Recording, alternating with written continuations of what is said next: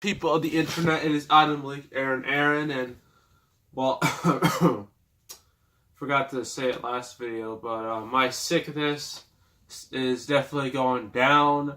Just a little bit left in there, but that should go away in like a day or two. So I'm good. I'm no longer coughing profusely as I've been doing. My sinuses are a lot better. So overall, I'm pretty good. So today's review, it is review time, and it is Jumanji. Not the new Jumanji. The OG, the original Jumanji. With Robin Williams. Rest in peace. Yes, this movie was quite the hit back in 1995. And then they made like a sequel, reboot, something like that. Last year, they did that. Originally, it got a lot of hate because, it's unnecessary. But it ended up being one of the biggest surprises of the year, both critically and especially commercially. The movie made nearly $1 billion. And it went up against Star Wars. It went up against it, and it did not back down. So, yeah, it's pretty incredible for the sequel. But this is the original we're talking about. So, you can read the back. This is a paragraph if you want to.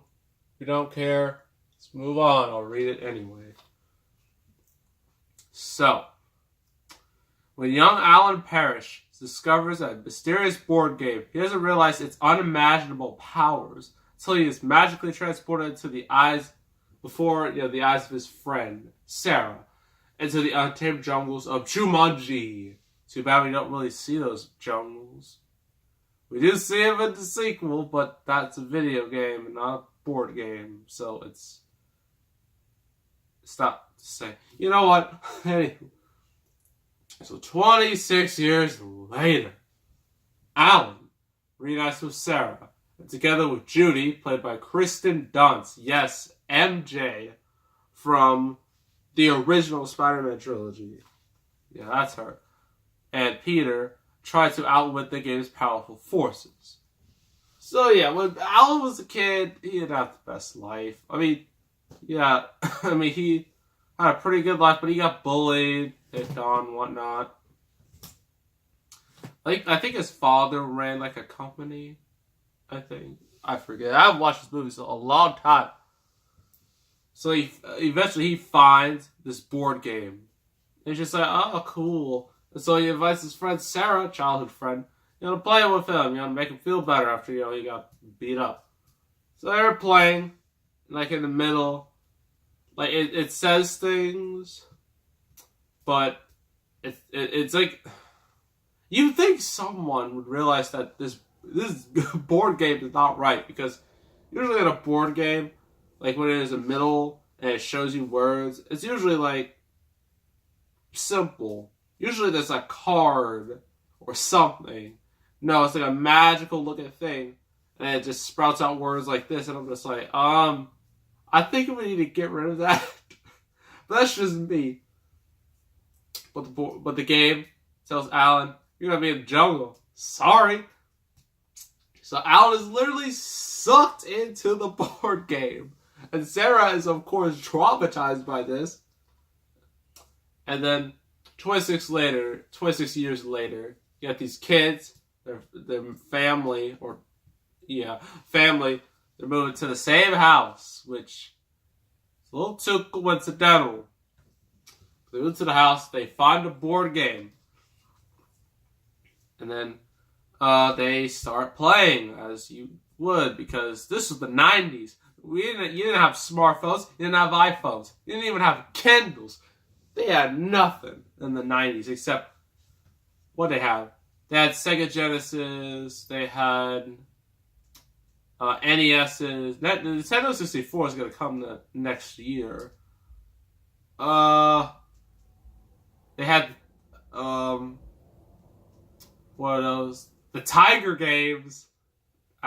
No, that's horrible. Let's not go there. So they play the game, they start it, and Alan is back from, 26 years stuck in the freaking jungles. And then, he realizes that, he has to finish the game in order for it to truly be over. So he invites Sarah back. Sarah is, of course, she's ecstatic that he's back, but she's terrified at the game because she was a first-hand witness. She saw Alan get sucked into the game. Of course, she's just like, I don't want to do this. I had, counseling and whatnot. I don't need this. And then Alan eventually convinces her, gotta finish this game. And so they start, and then the rest of the movie, they play this game. Things get out of control. Animals, terrifying looking CGI animals, run everywhere. You got what is it? A poacher? Is that what they call him? A poacher, hunter, comes out the game and, tries to mess things up. And it is chaos. And they have to, stop it, before it's too late. That is Jumanji in a nutshell. It's the original Jumanji. So what do I think? Well, the pros and cons. Pros, Robin Williams. It's a shame he's no longer with us. But, this was when he was on top of his game in terms of, movies. I mean, he did Aladdin where he was the genie. He did that. He did Mrs. Doubtfire. And then he did this. Nice little trifecta of, good stuff. Then he did crappy stuff. And that was... yeah, but his good stuff is really good. Yeah, you could tell he he really cared, into this movie. Everyone did a pretty good job, even the child actors. Even Kirsten Dunst, when she was a little kid, again before Spider-Man, she did really good. Overall, this movie is just a lot of fun. It's a nice little adventure for, as I said right here, an adventure ride for the whole family. That's what it basically is. It's just an adventurous movie, going from point A to point B, trying to finish this game. Each, all the parts. It's fun. Cons. That's CGI. Look. Some of you might think I'm petty. Complain about CGI. I'm I understand. It was 1995. CGI then is not as good as CGI now. I get it. But oh my goodness, the CGI does not hold up at all. It is terrifying to look at these things. It's horrifying. It gives you nightmares. I mean, those monkeys, those terrible looking CGI monkeys, nightmares right there. I mean, and everything just looks so fake. I mean, you have rhinos running around. Everything just felt, it looks super fake now, but probably back then it looked okay-ish, sort of. Actually, no. Independence Day came out 7 months after this. It looks a lot better. So, well, to be fair, that did cost more. CGI does not hold up at all. It's very terrifying today. Other than that, obvious, flaw. It's nothing too bad here. I mean, it can be very predictable at times. You know how things are gonna go. In terms of, if you've seen these type of movies, you know how it usually goes. You have to go through this, and then it finally ends. That's how it usually goes. That's about it. Overall, it's a very fun movie. It's a good family movie. It's definitely one of Robin Williams' better movies before he, did all the other crappy ones. I mean, not all of them have been crappy. I mean, you did this. You did Good Will Hunting. I believe he won or got nominated for an Oscar for that. Not sure. They did Flubber. Movie I will never forget review. I'm never even going to touch it. Because no. If you all want to see a Flubber review, let me know. I might just do it. Won't be now, but eventually. Even though I really don't want to, because it's terrible. But Yeah. If you want a flubber movie, leave it in the comments. Or give this video a like. Or something like that. I don't know. So overall, I give this 8 out of 10. It's pretty good. Pretty good movie. That is Jumanji. Next review.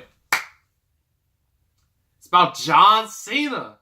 And I know on my show, I make fun of John Cena. I don't have him win a whole lot. Because it's a contradiction to how he is in WWE. Actually, no. He hasn't won a lot in WWE either. He lost the Rumble, Chamber, Fastlane. Got crushed by Undertaker at WrestleMania. Now he got, like, him and Nikki Bella are done. They're over. They broke up. So this is not the best time to do a John Cena review. But you know what? I planned this out in advance. So it's not my fault. Things get in the way. It's not the first time this has happened. So we're going to do John Cena's very first film role, The Marine. And this movie will show you where Super Cena's origins came from. Because if you know in wrestling, you know what, I'll tell you all that in that review because it saves time. So make sure to subscribe, like this video, leave a comment, and I will see you all next time, and I am out of here.